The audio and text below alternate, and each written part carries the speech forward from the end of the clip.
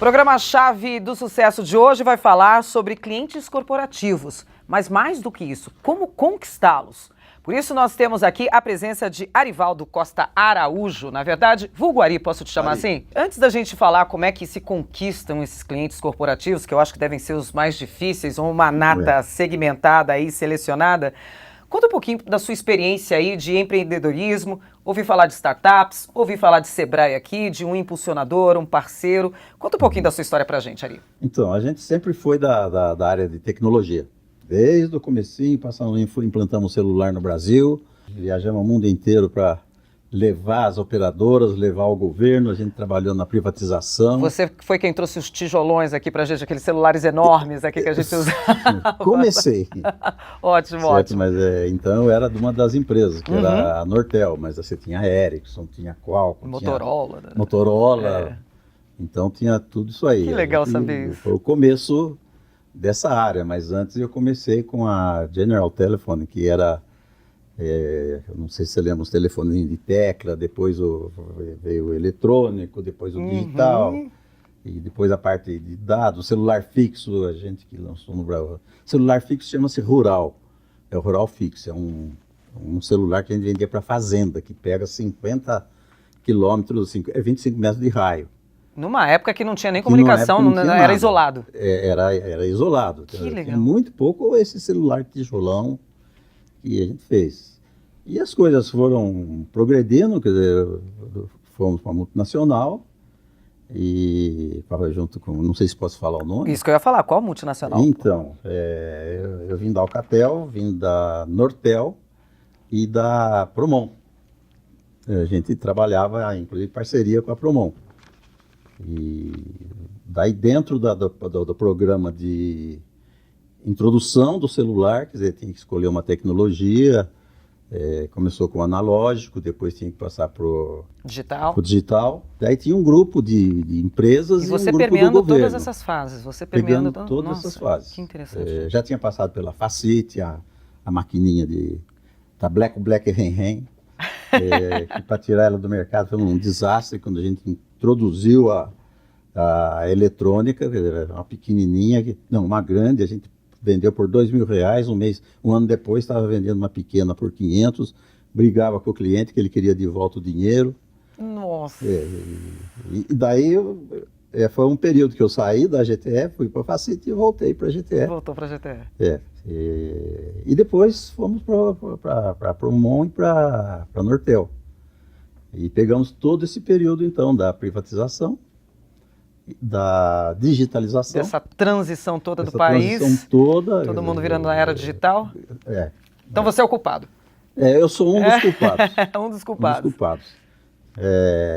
Hoje eles estão me chamando de Cocum. Não sei se você lembra do que é Cocum. Dentro dos meus 75 eu peguei todas essas fases e eu não sou um cara que não fico parado. Porque agora está um incentivador de startups. Agora a empresa também abriu uma empresa de incentivadora de startup. Que massa. Eu sou do conselho da empresa, que é a Spread, que é a matriz, e a startup chama-se Gênova Empreendimentos.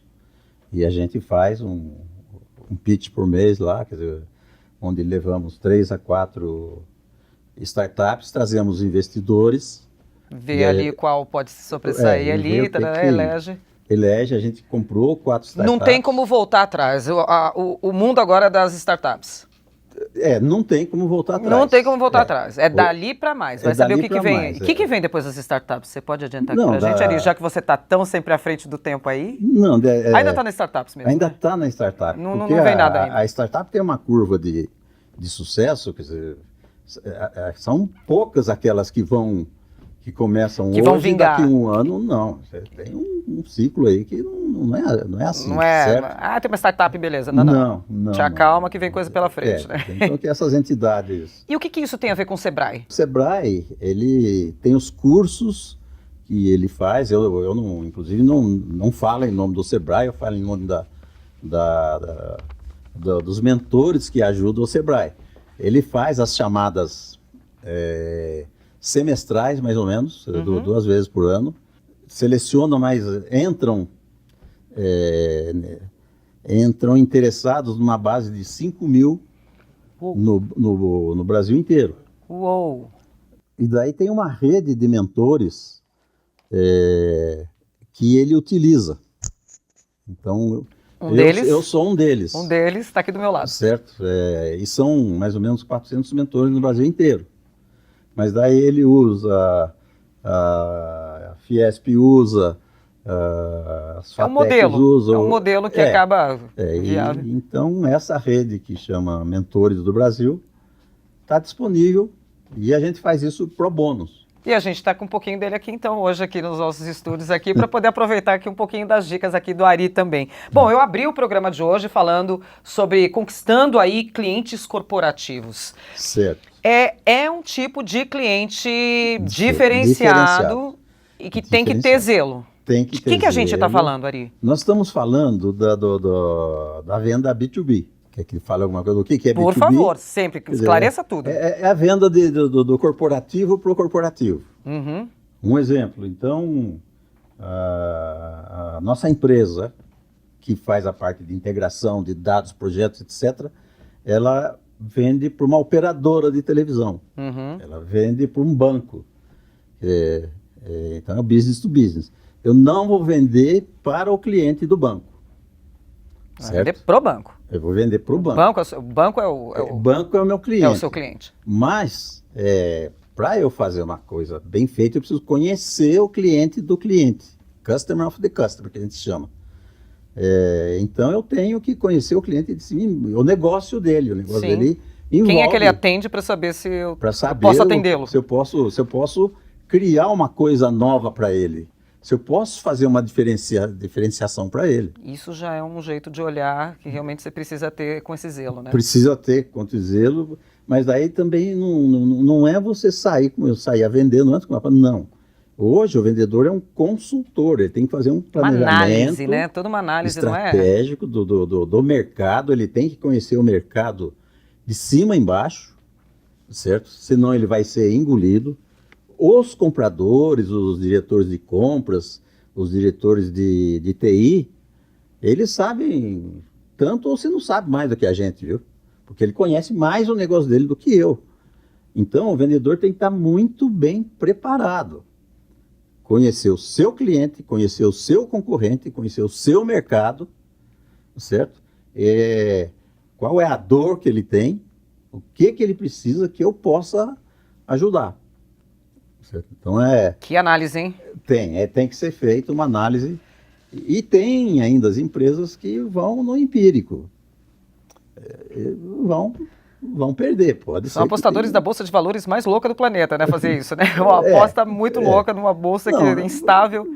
Eu não digo que eles não ganham, às vezes ganham, Sim. Mas você não vende para o B2B, normalmente a venda é recorrente. Eu assino um contrato hoje, esse contrato vai para 2 anos, até implantar o contrato. Depois do contrato tem o suporte. Daqui para frente, depois de 2 anos, ele vai ampliar. Então, se a gente fez o trabalho bem feito, ele vai chamar a gente de novo.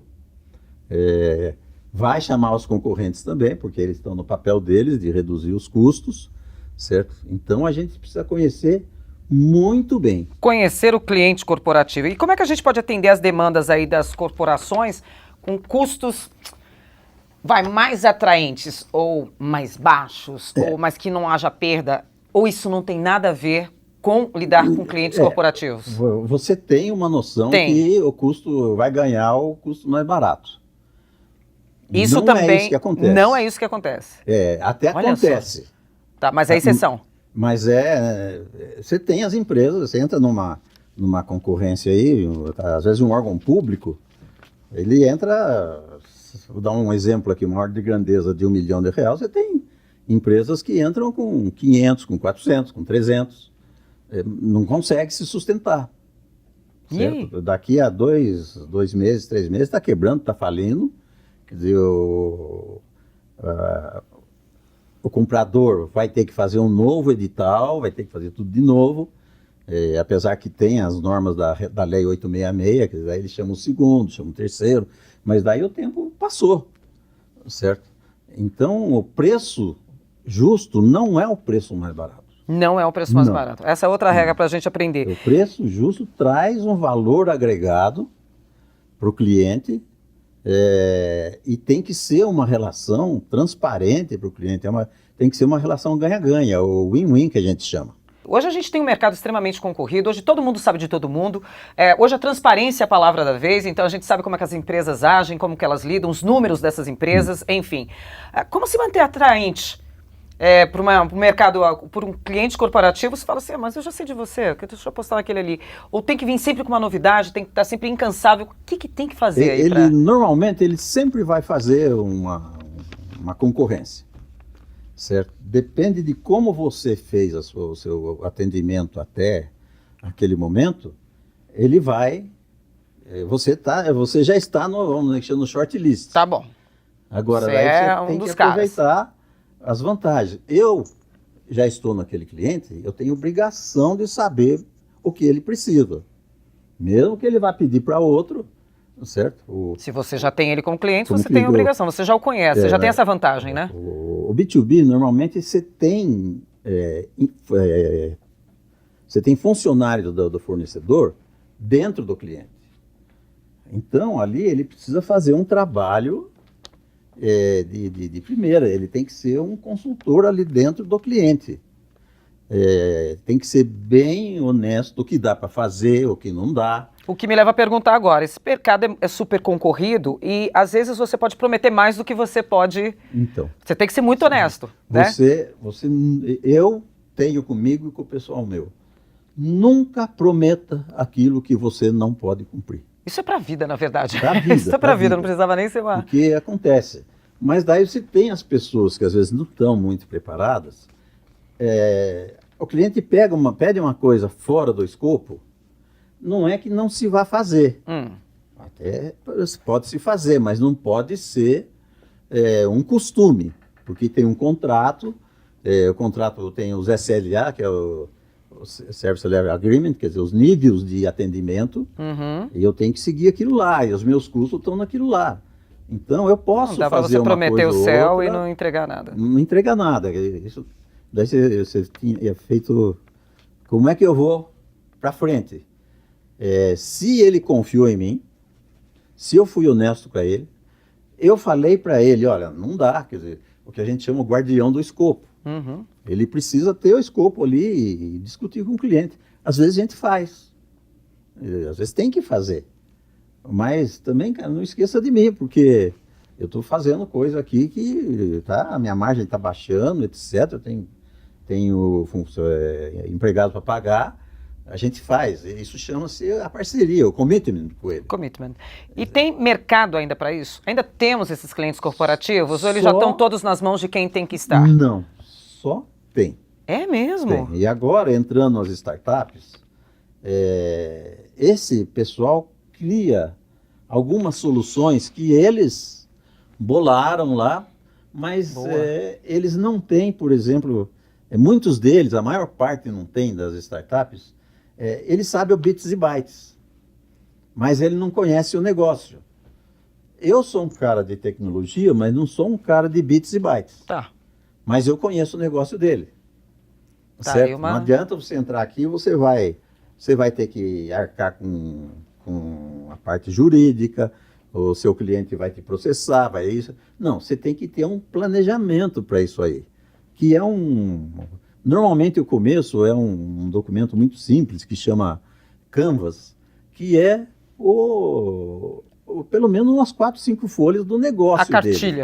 A cartilha inicial, para ele apresentar no pitch.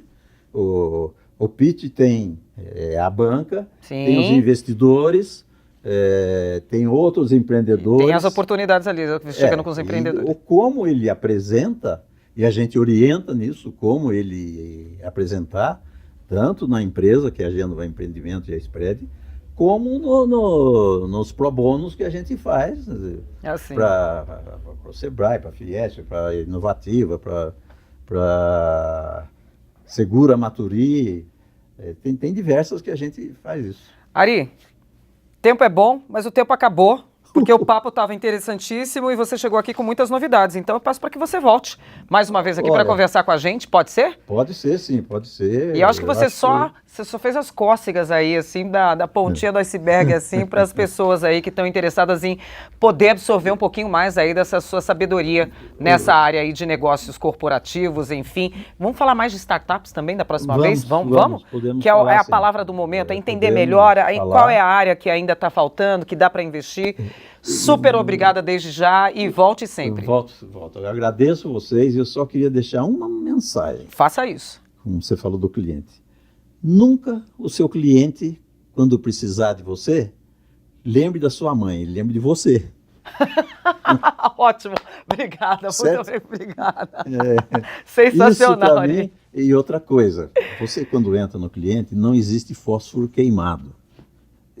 Quer dizer, o cliente tem suas políticas. Às vezes uma pessoa está fora do circuito, não está. Não existe. Ele é tão pessoal quanto você. Nunca trate uma pessoa mal, mesmo que ele não seja um influencer, um decision maker. Não existe fósforo queimado. E veja que o elo mais poderoso de uma corrente é o elo mais fraco. É o elo mais fraco. Certo. Show. Obrigada pelo seu ensinamento. Obrigada mesmo aqui. Vai voltar aqui para dar mais aula pra gente, não é?